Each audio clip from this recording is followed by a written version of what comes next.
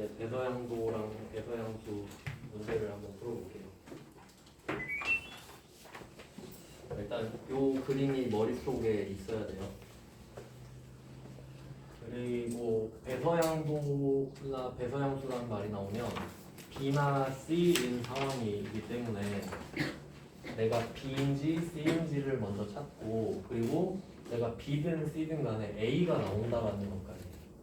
그러니까 A가 지금 존재하진 않지만 A의 이름이 언급될 거다 정도를 확인할 수 있습니다.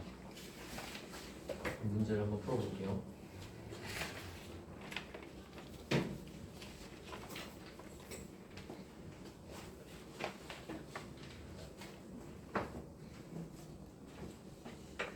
음,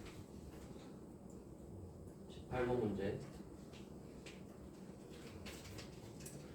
날씬닷컴의 외상매입금 500만원. 이거부터 해야 되는데, 이거 한 문제를 풀려면 공개를 좀 3개 해야 되거든요.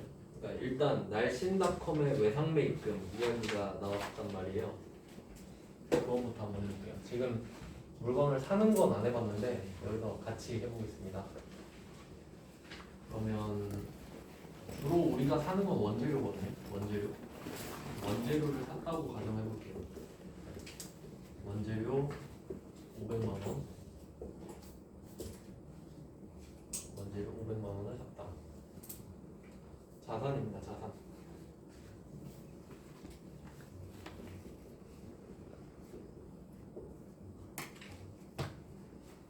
그래서 500만원짜리를 사면 500만원이 나가야 되잖아요.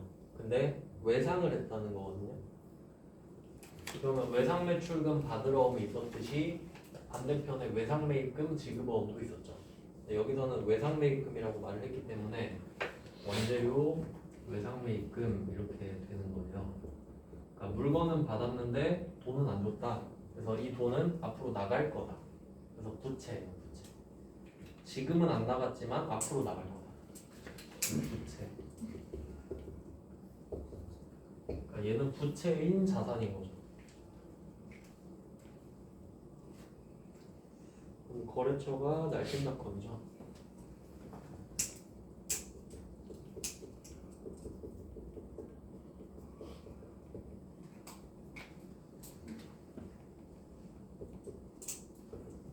이렇게 회계 처리를 하나 했었다라는 걸 유추할 수 있습니다. 왜냐하면 날씬닷컴의 외상매입금이라고 했으니까. 그럼 이 말은 날씬닷컴한테 언젠간 500만 원을 줘야 된다. 이 말이 되는 거죠. 일단은 요거에 별개의 회계 처리가 하나 있었고, 그 다음에 이 명화상사로부터 받으러 이렇게 말을 하고 있는데, 근데 이게 해석하는 방법이 되게 중요한데요. 이제 정상적이라면 앞에 나왔던 16번이나 17번처럼 어음을 받은 이유를 말해줘야 돼요. 뭐 매출에 대한 약속어음 이렇게 말해줘야 그 계정 과목이 받으러움이란 걸 알 수 있는 거거든요. 근데 지금 18번은 그냥 밑도 끝도 없이 받으러움 이러고 있죠. 그럼 얘는 그냥 계정 과목을 말했다고 볼 수밖에 없어요. 왜냐면 우리가 받는 건 약속어음이지 받으러움이란 걸 받을 수는 없거든요. 그러니까 이때는 그냥 계정 과목인가 보구나 라고 생각할 수밖에 없다는 거죠. 그러니까 이걸 볼 줄도 아셔야 돼요. 계정 과목인지 상황을 말하는 거지. 그래서 여기서는 그냥 계정 과목이라고 판단을 하겠습니다. 그럼 이때 받으러움이라는 계정 과목이 생기려면 역추적하면 제품 매출을 해야 되죠. 그럼 제품 매출이라고 가정해 보겠습니다.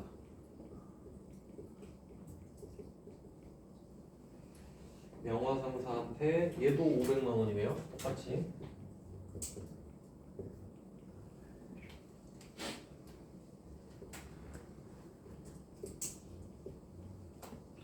제품 매출 500인데 돈은 아직 못 받고 어음만 받았다 하면 받을 어음인 거죠.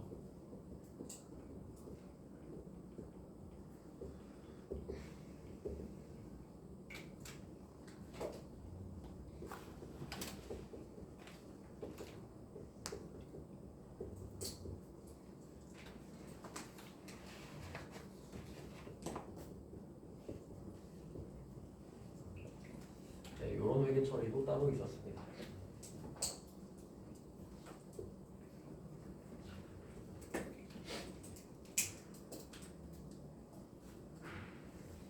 지금은 그냥 상황만 정리해 본 거예요. 그 전에 어떤 일이 있었겠는가? 아, 이런 일들이 있었겠구나.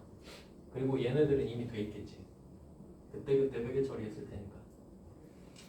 근데 만약에 이 외상매입금이랑 바드러움이 같은 거래처면 퉁칠 수 있죠. 야, 그냥 어떤 걸로 하자 하면 되죠. 그럼 그러려면 외상매입금 빼고 바드러움 빼면 끝나요.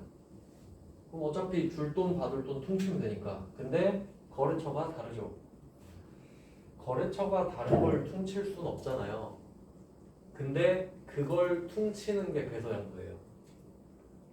내가 지금 날씬닷컴한테 500을 갚아야 되고 명화상사한테 500을 받아야 되는 거잖아요.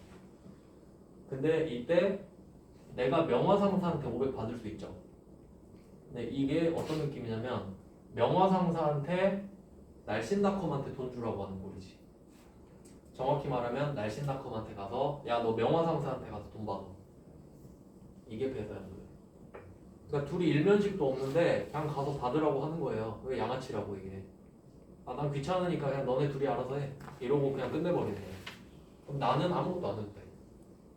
그럼 난 500 안 줘도 되고 500 안 받아도 돼.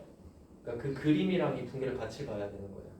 그러니까 항상 그림으로 이해하는 게 좋거든요. 그러면 우리 입장에서는 지금 날씬닷컴의 외상매입금을 결제해야 되는 거예요. 그러니까 이 외상매입금 500을 없애면서 돈 500을 줘야 되는 거예요. 그래서 외상매입금을 없앨 겁니다.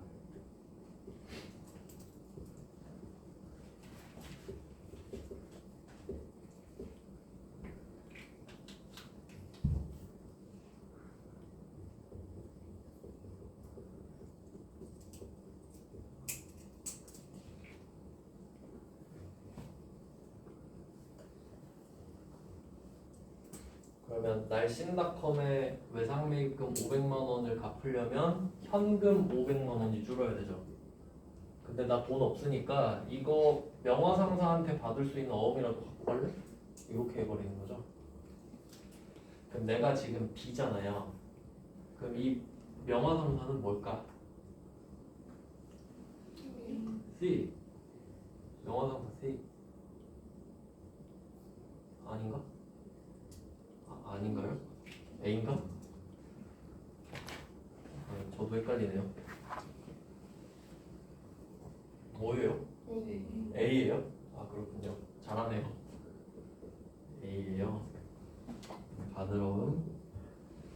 아, 맞네. A 맞네.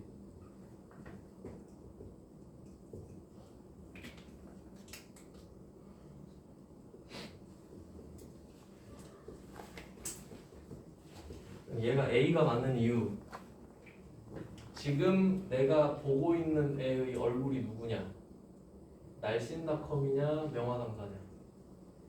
날씬닷컴이죠. 날씬닷컴 얼굴 보고 있죠. 그럼 얘가 C네. B랑 C가 거래한다 했잖아요. 근데 내가 B잖아. 그럼 내가 보고 있는 애가 C지. 그게 날씬닷컴. 그러면 날씬닷컴은 내가 돈 주길 기대하고 있죠. 근데 갑자기 명화상사 이름이 딱 나오네요. 현장엔 없는데 이름은 나오는 애 A.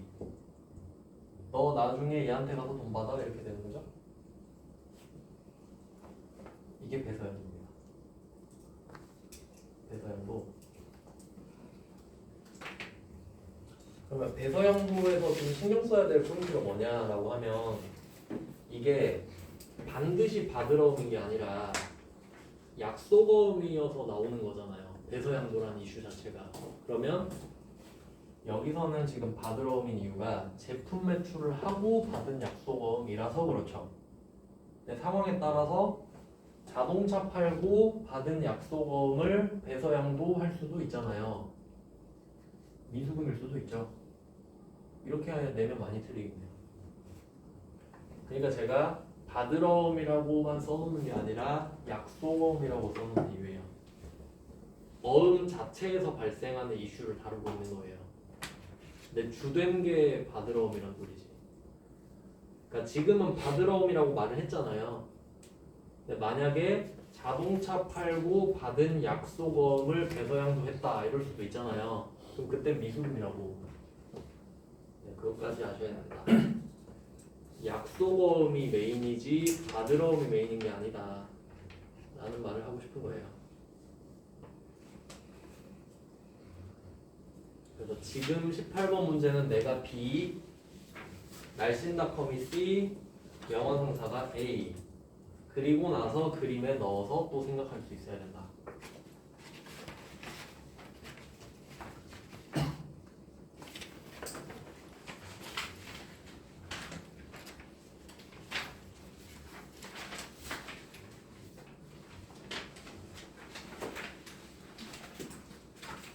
이제 19번 볼까요?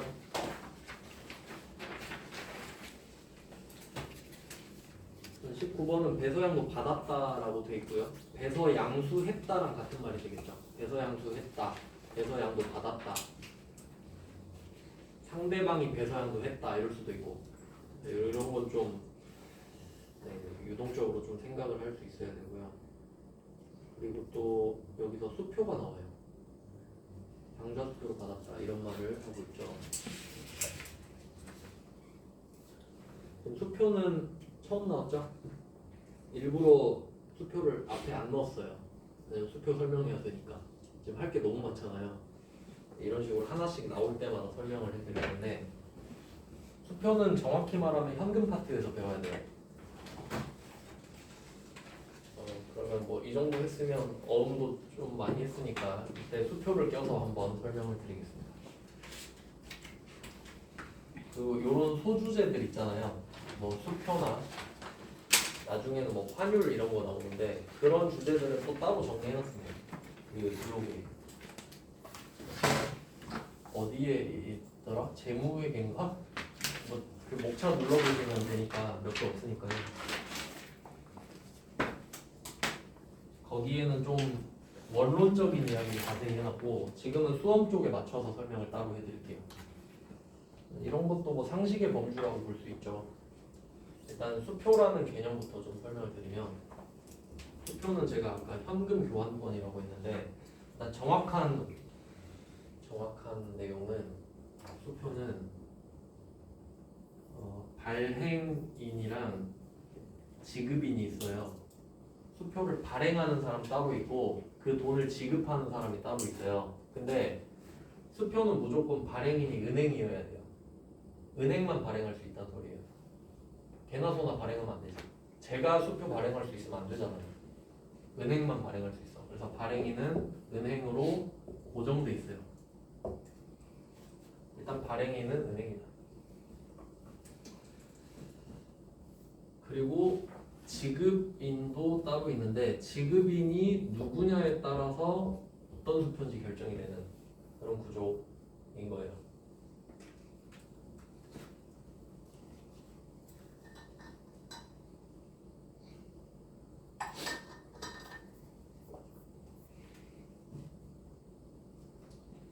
기본적으로 둘은 달라야 되거든요. 은행 따로, 그러니까 발행인 은행, 지급인은 다른 거여야 돼요. 그럼 이제 이렇게 해놓고 수표를 보면은 그래서 이게 수표의 원칙상이 당좌수표라는 게 원칙이에요. 당좌수표는 지급인이 회사입니다. 발행인은 은행으로 고정되어 있고요. 지급인이 회사예요. 기업, 회사.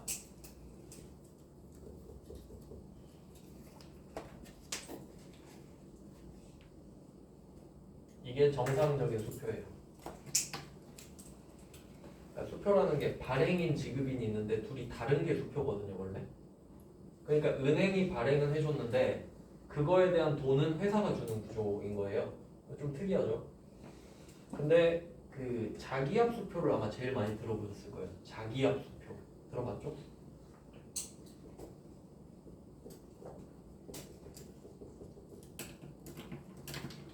얘는 지급인이 은행이에요.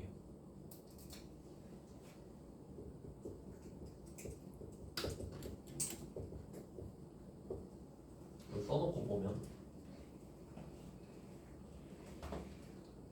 그럼 자기압 수표는 예외네요. 똑같잖아요. 발행인 은행. 그러니까 이게 왜 자기압 수표냐면 수표는 은행이 발행하는 게 원칙이라 그랬죠. 그리고 지급인이 달라야 원칙이라 했잖아요. 근데 지급인을 지 앞으로 해놓은 거야. 자기 앞으로 해놨다. 내가 발행하고 내가 줄 거다. 지급인을 자기 앞으로 해놓고 자기 앞으로. 그러니까 예외란 소리예요. 말이 길잖아. 원래 수표 하면 당좌 수표거든요. 근데 자기 앞으로 할게요 하면 예외가 되는 거지. 근데 또 반대로 생각하면 얘가 더 믿을만해. 은행이 돈 준대. 훨씬 낫죠. 그러니까 보통 자기압 수표를 아마 많이 보셨을 거예요. 예시 같은 걸로. 그 다음에 가계수표라는 것도 있는데 가계수표 이게 참 멋있는 건데 개인이 쓰는 수표입니다. 돈 많은 사람이 수표 쓰는 사람도 있죠. 지갑에 1억짜리 막 한 10장 딱 이렇게 주는 사람도 있잖아요. 가계수표야. 개인 수표입니다. 물론 발행은 은행이지. 지금만 내 통장에서 해라 이 말이거든요. 그러니까 수표라는 개념을 생각해 보면 만약에 어떤 돈 많은 사람이 수표를 만들었어요. 은행이 발행을 해준 거예요. 그러니까 은행이 발행해준 수표를 내가 갖고 있는 거지. 근데 내가 1억짜리 수표를 어디 가서 썼어요. 그러면 나한테 1억짜리 수표를 받은 가게 있을 거 아니에요. 근데 거기에 무슨 은행 써 있겠지. 거기 가면 내 통장에서 돈 빼간다고. 그럼 내가 돈 주는 거 맞잖아, 개인이. 그런 개념이에요, 수표. 그러니까 쉽게 말하면 체크카드예요, 그냥. 체크카드. 근데 시험 범위에서 가계 수표는 안 나오고요. 두 개만 나오거든요, 두 개만.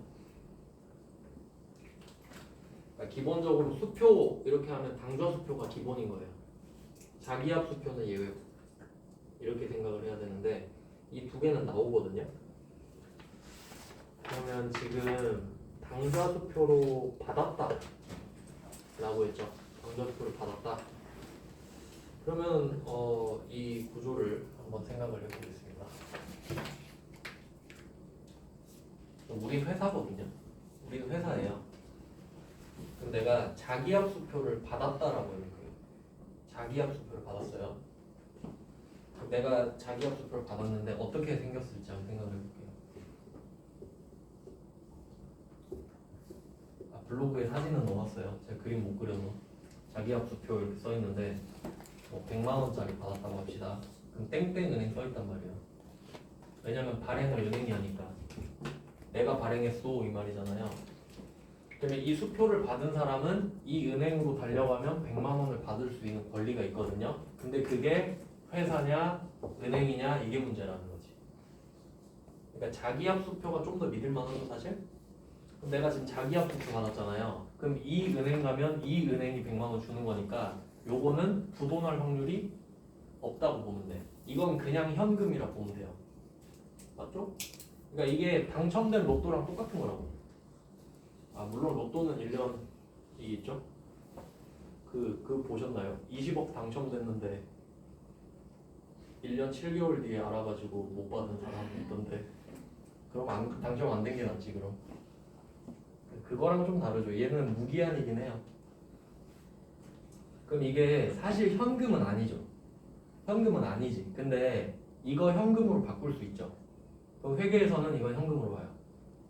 현금으로 바꿀 수 있는데 안 바꾼 것 뿐이잖아. 그럼 그냥 현금으로 봅니다. 그래서 자기압 수표를 받았다라고 하면 현금 받았다라고 해요. 회계에서는. 알겠죠? 자기압 수표로 받았다 하면 현금 받은 거예요. 그럼 이것까지 생각해 볼까요? 내가 지금 자기압 수표로 100만원 받았다 하면 현금 100만원 이렇게 쓸 거 아니에요.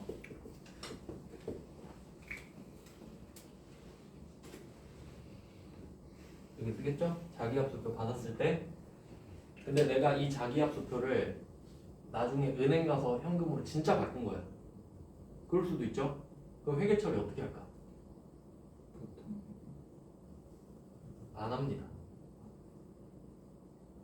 잘 생각해봐요. 이게 중요한 거예요. 받았을 때 자기압 수표로 받았잖아요. 근데 내 생각은 이거 현금으로 바꿀 수 있는데 그냥 자기압 수표로 받았네 이거죠. 그럼 받을 때 그럼 현금이지 뭐 이렇게 생각을 해버린 거죠. 그리고 그 뒤에 현금으로 바꾼 거잖아요. 그럼 차이가 없지. 받을 때 이미 현금이었는데 현금으로 바꿨다고 또 할 필요는 없는 거지. 이미 현금을 받았다고 생각을 한 건데 그런 느낌. 그러니까 수표를 받았을 때 현금 적어놓으면 이걸 그대로 갖고 있든 현금으로 진짜 바꾸든 상관이 없어지는 거지 그 후로. 그러니까 이런 걸 생각하면 응용력이 계속 생기거든요. 왜냐면 이것도 은근 헷갈리는 주제라서. 그럼 자기압 수표를 받았을 때는 현금이 늘어난다. 그러면 이 돈을 현금으로 바꿔도 현금이고 안 바꿔도 현금이죠? 그러면 이걸 안 바꾸고 남한테 줬다고 할게요. 안 바꾸고 자기압 수표 100만 원인 상태로 남한테 줬어. 그럼 뭐가 나간 거죠? 현금 나간 거지. 현금으로 바꿀 수 있는데 그냥 안 바꾼 현금이 나간 거니까. 근데 현금이랑 똑같은 거죠. 그럼 만약에 이걸 내가 실제 현금 100만 원으로 바꿔서 현금 주면 현금 100만 원 나가는 거죠. 똑같다고 그래서. 그러니까 자기압 수표는 그냥 현금이에요. 받아도 현금, 줘도 현금이지. 자기압 수표는 그냥 현금이라고 보면 돼요. 그래서. 그러니까 외우면 되는데 이해는 하고 외우자. 아, 내가 한번 이해한 적이 있었으니까 그래 외워버리자 이게 낫지. 그냥 외우는 것보다 좀 나아요. 한번 이해하고. 근데 문제는 당좌수표예요.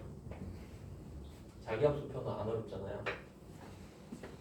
그러면 당좌수표 구조를 한번 보겠습니다. 그러면 자기압 수표는 은행이 발행하고 은행이 지급을 하는 거예요. 근데 나는 회사잖아요. 그러니까 이 자기압 수표는 내가 지급인일 리는 없죠. 그리고 내가 발행할 수도 없고 받으면 현금, 주면 현금 이렇게 되는 건데 당좌수표는 내가 지급인일 수가 있어요. 그리고 당좌수표를 받을 수도 있고 줄 수도 있죠. 이거에 대해서 생각을 해야 되는데 당좌수표를 받아볼게요. 이번엔 당좌수표예요. 당좌수표 100만원. 네, 당좌수표도 땡땡은행 써있을 거란 말이죠. 그럼 여기서 차이는 뭐냐면 자기압 수표는 저 써진 은행으로 가면 저 은행이 돈을 줘요. 그러니까 부도 확률이 0%. 근데 당좌수표는 이 은행으로 가긴 가는데 지급인은 따로 있죠. 회사니까. 그러니까 이 은행을 찾아가긴 했는데 돈 주세요 했는데 이 통장에 돈이 없는데? 할 확률이 있긴 있는 거죠. 부도율이 조금 생긴다. 근데 뭐 부도율이 조금 높아지긴 하지만 이론적으로는 현금으로 바꿀 수 있는 거죠. 그럼 당좌수표 받은 뭘까요? 현금. 그럼 이제 패턴이 생기는 거예요. 자기압 수표는 주든 받든 현금이었죠. 자기압 수표는 그냥 현금. 근데 자기압 수표를 받았을 때 현금, 당좌수표 받았을 때 현금이죠. 그럼 또 하나의 패턴이 생기지. 수표를 받으면 현금이다. 이렇게 가로 세로로 다 체크를 해야 되는 겁니다. 여기까지 됐죠? 그럼 수표는 거의 현금 냄새가 나는 거예요. 자기압 수표는 그냥 현금이고 자기압 수표, 당좌수표 받으면 현금이니까. 그럼 이제 당좌수표를 줄 때만 하면 돼요. 마지막에 하는 이유가 있겠죠?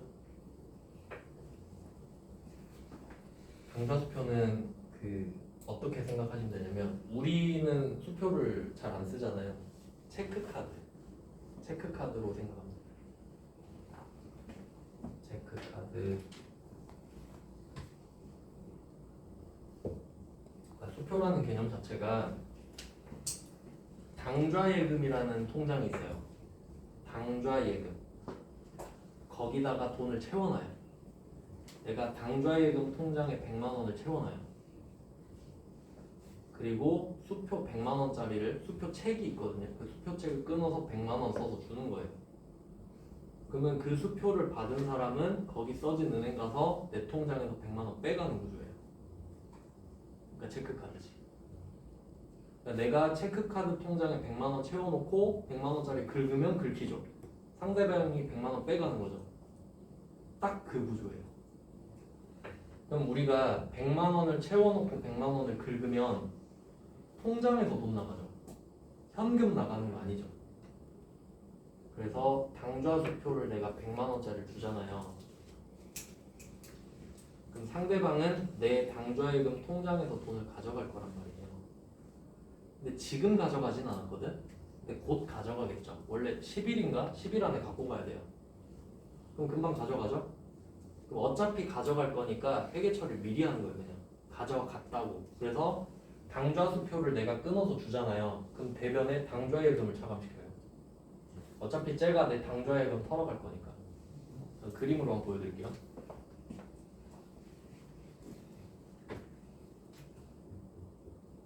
A, B 이렇게 있어요. C까지. C는 은행이고요. A 기업, B 기업. 기업 회사는 정확히는 다른데 그냥 같은 의미로 할게요. 회사 2개 있고 은행 하나 있습니다. 그럼 이때 A 기업이 C 은행으로 가요. 가서 저 수표 발행하고 싶어요. 왜냐면 발행은 은행밖에 못하니까. 은행 가서 혹시 당신의 이름으로 저희 수표 좀 발행할 수 있나요? 이렇게 말을 해요. 가서 A 기업의 당좌예금 통장을 하나 만들어요.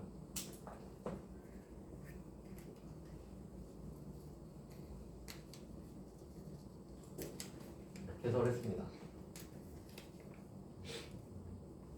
그리고 여기 돈을 채워놔야겠죠. 체크카드 통장이니까 100만 원 채워놨다고 할게요. 100만 원. 그럼 현금 100만 원 들고 가서 현금 주고 당좌예금으로 바꾼 거겠죠. 그리고 B한테 가서 물건을 삽니다. B가 A한테 매출을 한 거예요. 그리고 A는 B한테 당좌수표를 주는 겁니다. 이거 지금 만들어 놨으니까.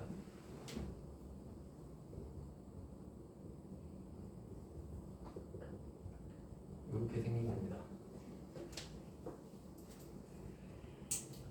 그럼 우리가 A거든요.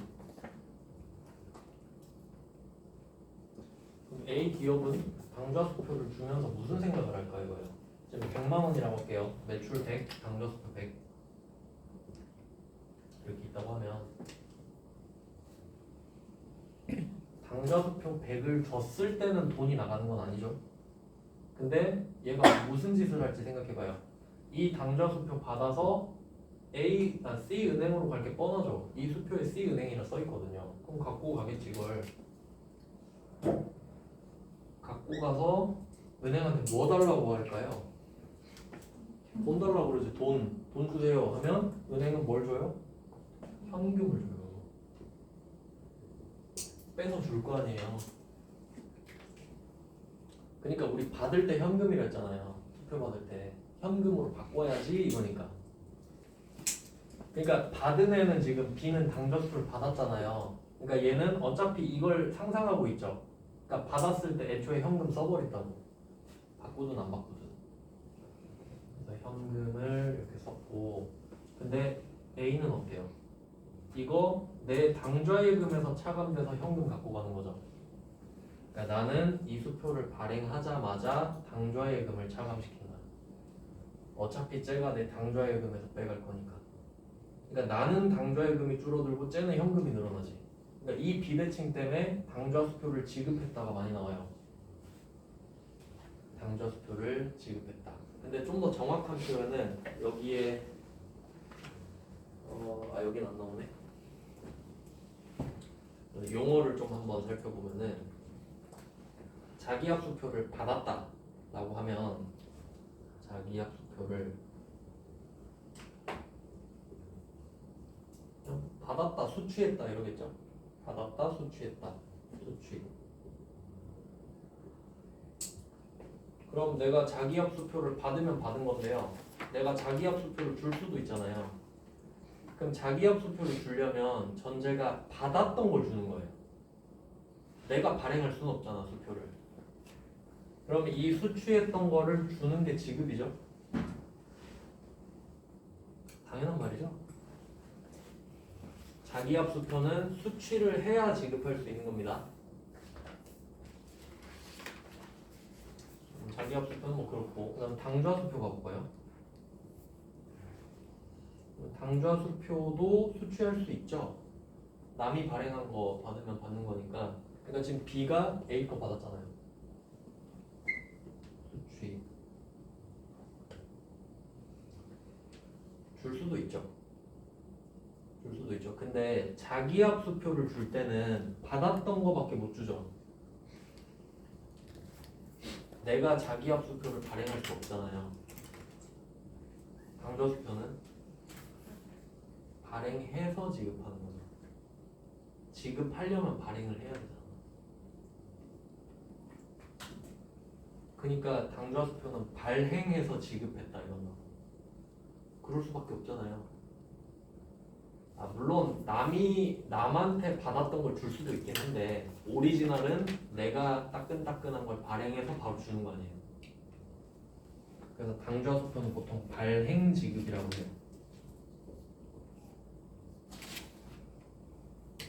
발행 지급.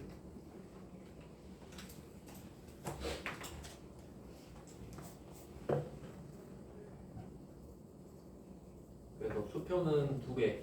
당좌수표, 자기압수표 두 개를 보고 자기압수표는 받았다, 줬다 했을 때 그냥 현금. 수취하면 현금 플러스. 지급하면 현금 마이너스. 당좌수표 수취하면 현금 플러스. 당좌수표를 발행해서 지급하면 현금 나가는 거 아니죠? 당좌예금 나가잖아요. 이게 이제 시험에 많이 나오고 있다. 수표.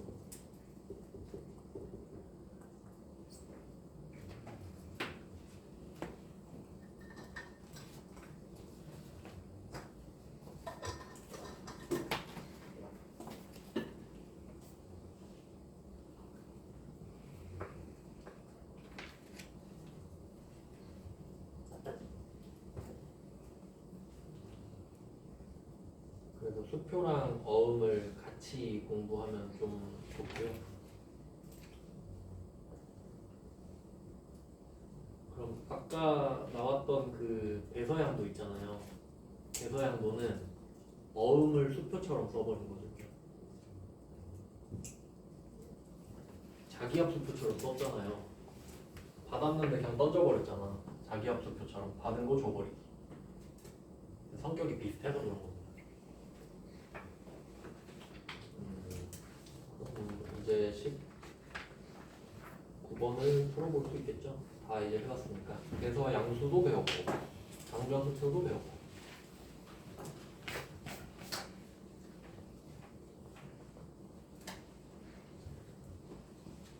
이제 공개를 해볼게요.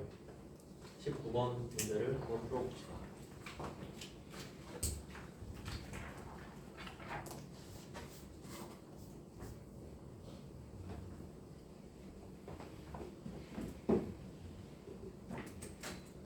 그 블로그에 수표 내용도 있고 수표 문제 예시도 넣어놨거든요. 네, 그것까지 보시면 좋을 것 같습니다. 여기다 넣으면 너무 문제가 많아져서 따로 빼놨거든요. 그러면 19번 문제는 외상매출금 1,500 동화전자에 대한 외상매출금 1,500에 대해서 라고 하는데 이것도 이제 생각을 해보면 제품 매출이 있었으니까 외상매출금도 있었을 거다.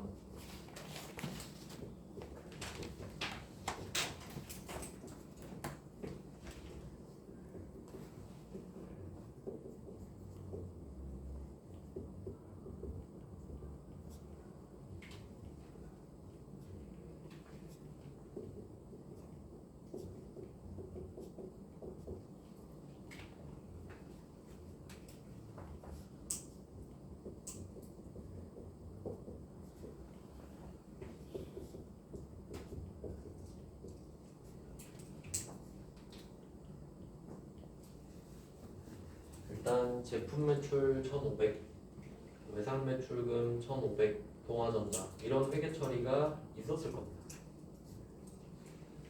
그러면 이 말은 언젠간 동화전자한테 1,500을 받는다 이 말이죠. 그럼 이 외상매출금이라는 권리가 사라지면서 돈을 받을 거예요.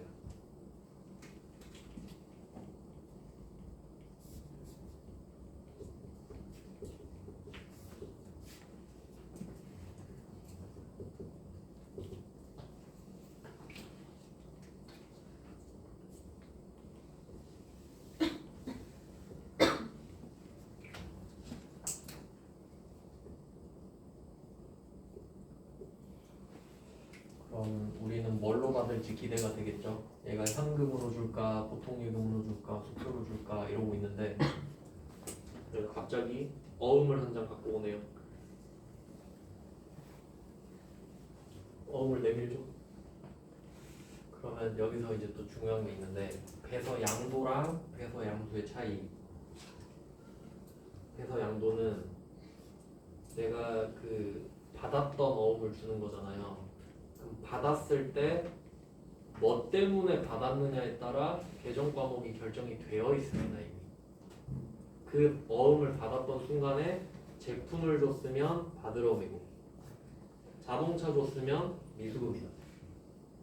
그러니까 이미 정해진 걸 주는 거죠.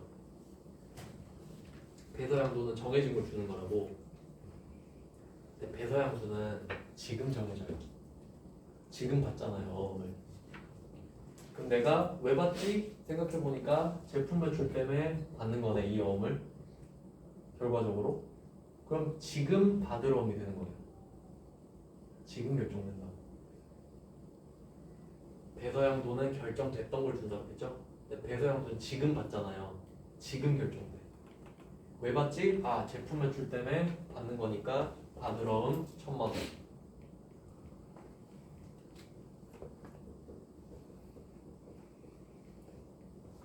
1,000만 원 써 있으니까. 그러면 지금 우리 상황이 뭐냐라고 했을 때 배서양도를 당한 거죠 지금. 우리 C죠. 그럼 여기서 양아치를 찾아라. 양아치는 누굴까? 동화전자네요. 동화전자가 B네요. 우리는 지금 동화전자한테 현금 받을 생각에 설레고 있단 말이에요. 기대하고 있단 말이죠. 근데 야 돈 줘 하니까 갑자기 어음을 딱 내미는 거야. 그래 뭐 그럴 수 있다 쳐요. 그래 어음 줄 수 있지. 근데 내가 지금 동화전자 얼굴을 보고 있는데 어음에 써진 이름은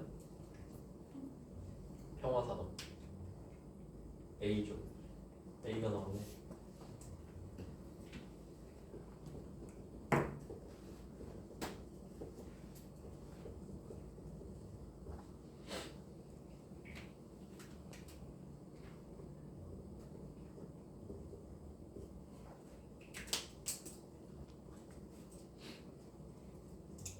평화산업은 A예요. 나는 C.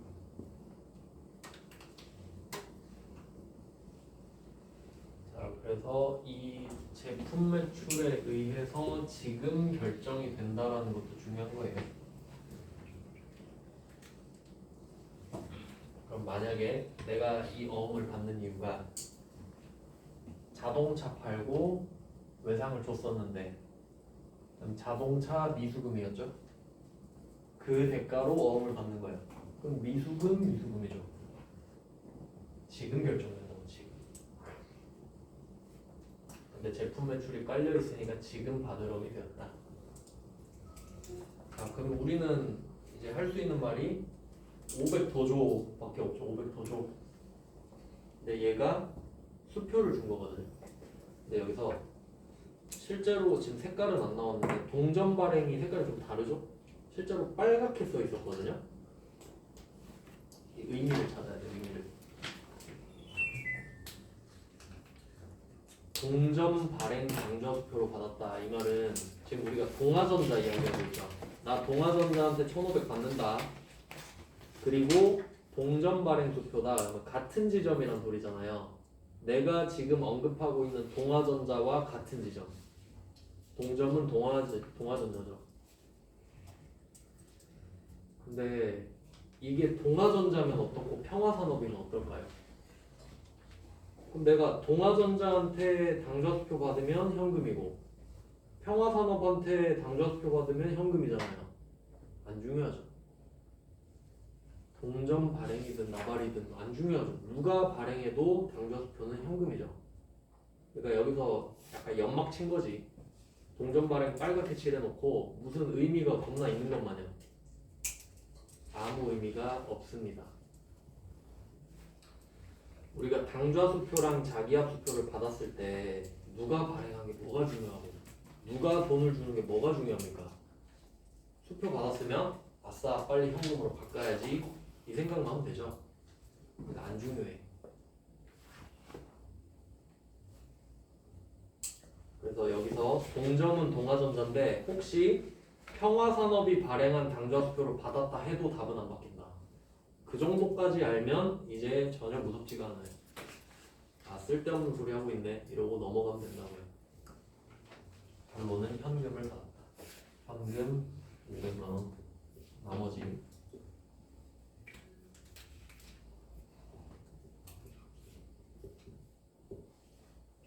자기압수표로 받았다 하면 뭐죠? 현금이죠. 그렇게 풀면 돼요. 그러니까 수표를 받은 건 전혀 무서워할 필요가 없지. 현금 받으면 수표 받으면 현금이니까. 네, 이 정도 패턴을 만들어 가시면 돼요. 그래서 배서양도 배서양수가 굉장히 중요하기 때문에 엄청나게 강조를 했어요. 거래처 도시는 A가 튀어나온다. 그러니까 내가 B 아니면 C잖아요.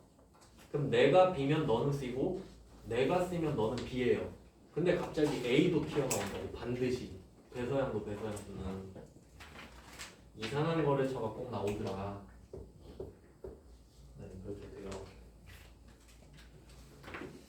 그래서 일부러 배서양수도 같이 넣어놨으니까 두 개 비교해 보시고요. 수표도 한 문제 넣고. 그 다음에 이제 네 번째 이슈만 하면 되는데 네 번째 이슈까지 빨리 정리하고 끝내겠습니다. 이건 별로 어렵진 않고요. 근데 네 번째 이슈는 20번, 21번이에요. 20번과 21번을 묶어두시면 됩니다. 20번, 21번 합쳐서 지급 거절. 지급 거절을 부도라고 해요.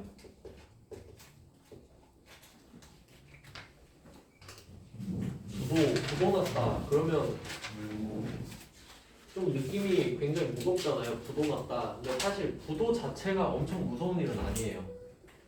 왜냐면 그 아까 수표 이야기했잖아요. 만약에 내가 수표 100만 원짜리를 끊어줬어요. 누구한테.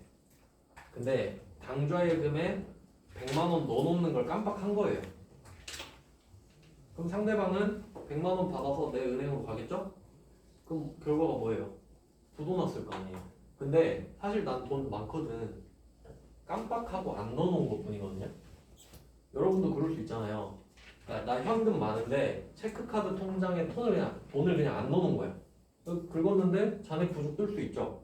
근데 뭐 그 부끄럽진 않잖아요. 아 돈을 깜빡했네 이런 느낌이지. 그게 부도인 거거든요. 그러니까 부도 자체가 엄청 심각한 문제는 아니에요. 돈이 많은데도 부도 날 수도 있는 거거든. 근데 진짜 돈 없어서 부도 나면 그건 난리 나는 거. 그러니까 부도는 그냥 약간 그냥 이슈 중에 하나 정도로 보시면 돼요. 그냥 지급 거절 당한 거예요. 돈이 없어서. 그럼 그걸 지금 두 문제를 넣어놓은 이유가 있는 거예요. 20번 문제 한번 볼게요. 20번 문제. 일양 패션으로 받아 보관하던 받으러. 여기서는 받을 어음이라고 했죠. 그럼 이거 계정 과목이라고 해석해야겠죠. 상황을 말을 안 해줬으니까. 그러면 이게 만기일이 됐잖아요. 그럼 이게 돈으로 바꿔야 되니까 은행에 갖고 가서 돈으로 바꿔주세요 했거든요. 받으러온 500. 만기가 됐으니까 사라진 겁니다. 이 어음의 주인은 일양 패션이에요.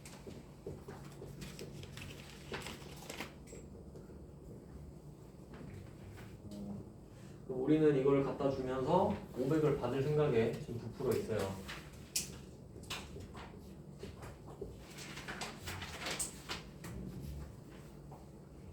근데 하는 말이 은행원이 하는 말이 돈이 없네요. 잔액이 없어요. 못 드려요. 이런 거죠. 그럼 우리는 지금 날벼락 맞은 거죠. 그럼 뭐 어떻게 해요? 막 울고 그냥 알겠습니다 하고 가면 안 되죠. 나 500 받아야 되거든요. 근데 사실 현실적으로는 소송 거는 방법밖에 없어요. 민법상으로. 그럼 이제 이 500만 원은 원래 기다리면 받을 줄 알았던 돈이죠. 근데 그게 사라지고 소송 걸어야 받을 수 있는 돈으로 바뀌어요. 그러니까 퀄리티가 바뀐다는 소리야 이제. 받기가 번거로워진 자산이 된 거죠. 그게 부도 어음입니다. 그래서 이름이 바뀌어요. 부도 어음과 수표로. 부도 났다는 소리예요. 그러니까 얘는 일반적인 어음이 아니라 부도 어음이 됐다. 이렇게 이름을 바꿔주는 거예요. 그래야 아 이건 소송을 걸어야겠구나 알 수 있으니까.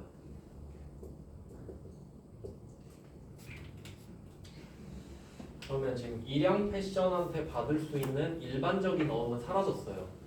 이제 돈을 못 준다는 걸 확인했으니까 이제 민법으로 조져야 되거든요. 그러면 내가 일양 패션한테 소송 걸어야 되죠. 그러니까 이 부도 어음도 자산이에요. 소송을 걸면 이길 수도 있잖아요. 얘도 일양 패션을 써놔요. 일양 패션한테 소송을 걸어서 받으려다 번거로워진 거죠 그냥.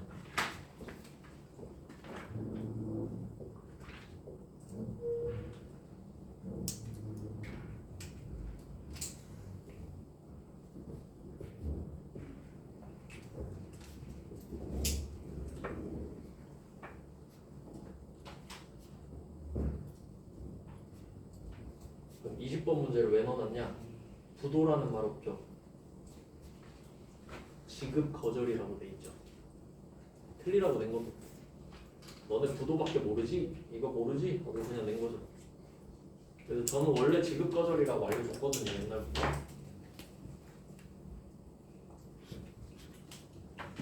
그래서 지급 거절이랑 부도를 같이 외워두시라고 두 개를 같이 넣는 거예요. 그러니까 20번을 틀릴 확률이 좀 높고 21번은 부도가 발생했다고 하잖아요. 그리고 여기서 상환 청구를 하였다. 이게 약간 소송 걸었다 정도 느낌으로 보면 되거든요. 네, 소송을 건 거를 회계 처리를 하진 않습니다. 왜냐면 소송 걸었다고 돈이 바로 오진 않잖아요. 소송 건 건 그냥 소송을 건 거예요. 그냥 그렇구나 하면 되는 거고 쓸데없는 말이고요. 그리고 회수 가능성이 있어 대손 처리는 하지 않았다 되죠.